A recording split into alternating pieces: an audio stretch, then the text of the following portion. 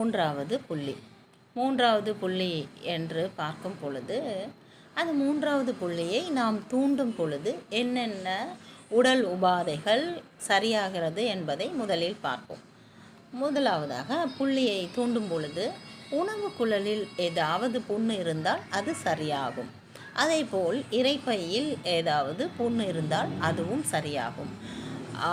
ஜீரணத்தில் குறைபாடு, சரியாக ஜீரணம் இல்லாத இருந்தால் அதுவும் சரியாகும். அதே போன்று நம்மளுடைய பசியின் தன்மையில் வேறுபாடுகள் காணும். எப்படி என்றால் அதிக பசி இருக்கும் அல்லது பசியே இல்லாமல் இருக்கும். இது ரெண்டுமே என்னதான் ஜீரணத்தினுடைய குறைபாடு, இரைப்பை சரியில்லாத காரணத்தினால் வர பிரச்சனைகள். ஆக அந்த புள்ளிகளை தூண்டும் பொழுது நம்மளுடைய ஜீரணம் சரியாகிறது. நாம் பசி இல்லாமல் சாப்பிடும் பொழுது என்ன ஆகிறது என்றால் ஜீரணம் தடைப்படுகிறது. அதே மாதிரி ஜீரணத்துக்கு உண்டான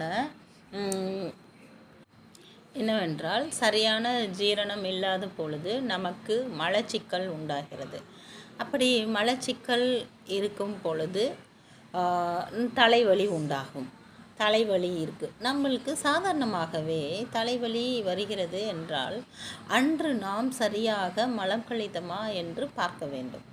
அப்படி பார்க்கும் பொழுது சிலருக்கு நம்மளுக்கு தோன்றும், எப்படி என்றால் நான் இன்று நல்லா தான் மலம்லாம் கழித்தேன் அப்படின்னு சொல்லுவாங்க, பாத்ரூம் போனேன் அப்படின்ட்டு. ஆனால் நம்மளுக்கு முழுமையாக ஃப்ரீயாக வயிறு சரியானதாக ஃபீல் பண்ணியிருந்தால் மட்டுமே அது சரியான மலம் கழித்தலாக இருந்திருக்கும். அப்போ நம்மளுக்கு அஜீரண கோளாறு மூலம் மலச்சிக்கல் வருகிறது. மலச்சிக்கல் வரும் பொழுது தலைவலி உண்டாகிறது. அதே சமயத்தில் நம்மளுக்கு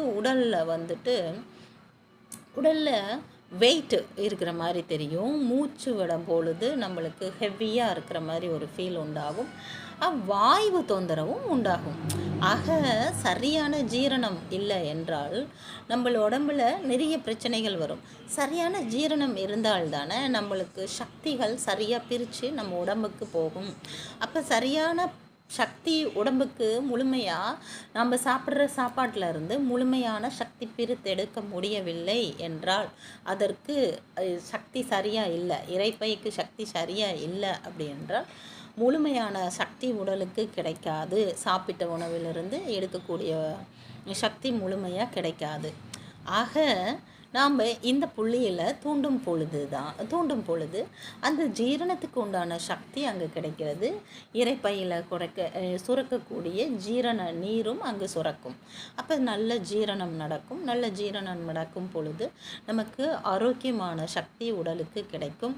பசியினுடைய தன்மையிலும் சரியான அளவு இருக்கும். மலச்சிக்கல் இவைகள் இருக்காது. நல்ல ஜீரணம் இருக்கும் பொழுது உடம்பிலிருந்து கழிவுகள் நல்லபடியாக வெளியேறுவதை நாம் உணர முடியும். ஆகையினால் இப்புள்ளி ஜீரணத்தினுடைய பங்கில் முக்கிய பங்கு வகிக்கிறது என்று சொல்கிறேன்.